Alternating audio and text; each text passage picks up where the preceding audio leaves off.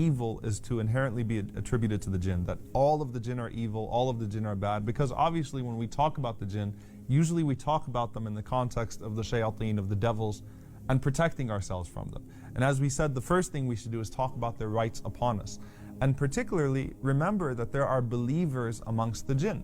We have some amongst the jinn that we should actually feel an affinity towards, even though we don't reach out to them and even though we don't see them. So we should be extra careful when dealing with them.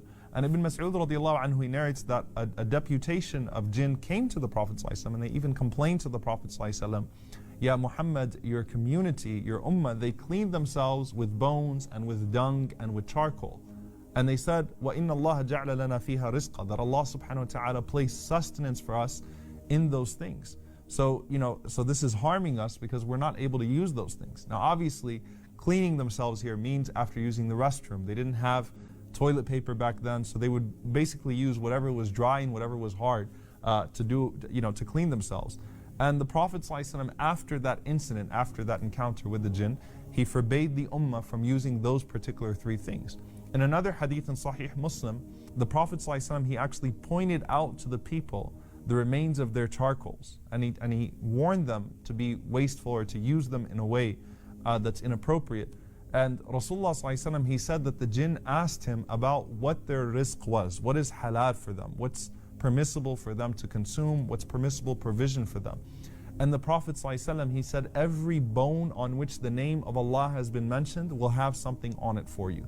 So for us, our halal food is that which has been slaughtered in the name of Allah subhanahu wa ta'ala. For them, the bones that have had the name of Allah mentioned upon them. So when you eat and you mention the name of Allah upon your food, you're actually, you might be doing sadaqah without even realizing it, because the jinn would consume it after you. And the Prophet ﷺ said, and the droppings are for your animals. So when he said your animals, he means the animals amongst the jinn. And as we said, it's established that the jinn have animals amongst them. And it's interesting because the Prophet ﷺ, he actually mentioned to the Sahaba that this is for, to leave these things, to not use these things to clean yourselves. He says, فَإِنَّهُ زَادُ إِخْوَانِكُم مِّنَ الْجِنِّ. These are the provisions for your brothers from the jinn.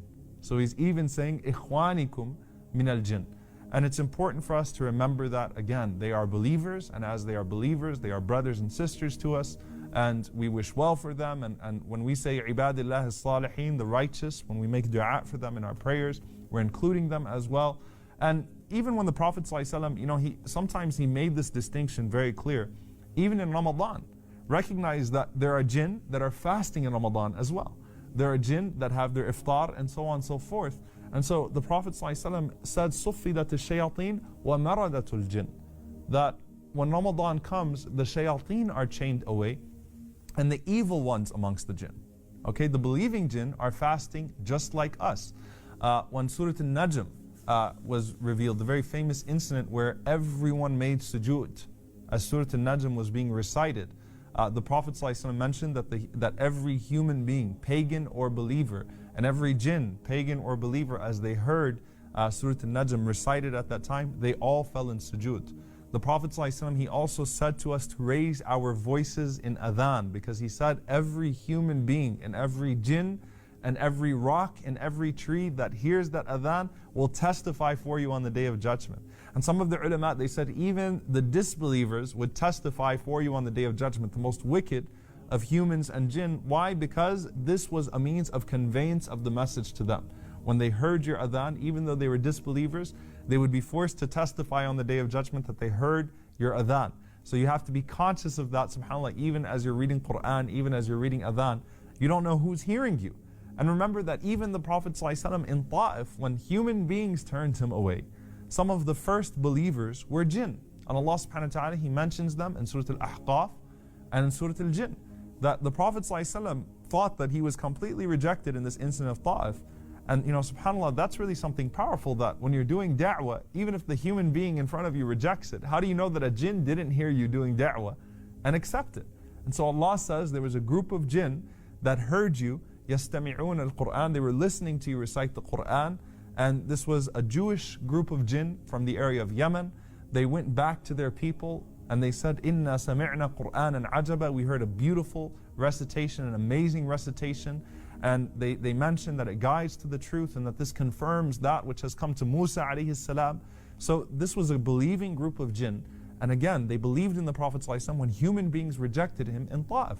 The Prophet ﷺ, he also, he says, لَقَدْ قَرَأْتُ عَلَى الْجِنِّ لَيْلَةَ الْجِنِّ, that I recited Qur'an to the jinn on the night of Al-Jinn. And the night of Al-Jinn was a night that the Prophet ﷺ couldn't be found, and some of the Sahaba thought that he was killed. But then they saw the Prophet ﷺ come back, and Rasulullah ﷺ mentioned that he was reciting to the jinn, and he says, فَكَانُوا أَحْسَنَ مَرْدُودًا مِنْكُمْ. They were better in their response than you. And he said, Ya Rasulullah, what are you speaking about? He said, I recited to them Surah Al-Rahman. And when I came to فَبِأَيِّ آلَاءِ رَبِّكُمَا تُكَذِّبَانِ, then which of the favors of your Lord will you, human beings and jinn, deny? They responded and they said, لَا بِشَيْءٍ مِّن نِعْمِكَ رَبَّنَا نُكَذِّبْ, that there is nothing from your favors, O Allah, that we deny. فَلَكَ الْحَمْدِ, and to you belongs all praise. So the Prophet ﷺ said, Surah Al-Rahman, they actually responded more appropriately than you did. And Allah mentions in Surah Al-Rahman, وَلِمَنْ خَافَ مَقَامَ رَبِّهِ جَنَّتَانِ فَبِأَيِّ آلَاءِ رَبِّكُمَا تُكَذِّبَانِ. Whoever fears the standing in front of his Lord on the Day of Judgment will have two gardens. And Allah mentions that for jinn and for man. And so they would enter into Jannah. And Allah subhanahu wa ta'ala, He even mentions mates for them in Surah Al-Rahman as well. So they would enter into Jannah. And when they enter into Jannah, in fact, that Imam Hassan al-Basri rahimahullah said they would enter in a different creation and you would be able to see them. Okay, so you would be able to actually interact with them in Jannah, and they would be in a different creation. They'd enter in a perfect way, just as human beings enter in a perfect way, because it's only a test in this world that you're unable to see them. And lastly, the Prophet ﷺ, he mentions that there's this dispute that takes place as well amongst the believers and the disbelievers amongst them. There's da'wah, there's rejection, there's acceptance. It all exists amongst the jinn as well. Those dynamics are there. And Allah subhanahu wa ta'ala in fact revealed an ayah particularly about a dispute that took place amongst the jinn that we didn't have access to except through this verse of the Qur'an. Allah subhanahu wa ta'ala, he says regarding a group of jinn that used to be worshipped by their people, but then they became Muslim. Okay, so this was a group of evil jinn. Their people used to worship them, and then they accepted Islam, the ones who were being worshipped. When they accepted Islam, the people refused, their people, the jinn, refused to stop calling upon them and refused to stop doing ibadah to them. So Allah subhanahu wa ta'ala revealed, أُولَٰئِكَ الَّذِينَ يَدْعُونَ يَبْتَغُونَ إِلَىٰ رَبِّهِمُ الْوَسِيلَةَ أَيُّهُمْ أَقْرَبُ, that those to whom they call upon, those who are being called upon, themselves seek the means or access to their Lord as to who amongst them will be nearest to Allah subhanahu wa ta'ala.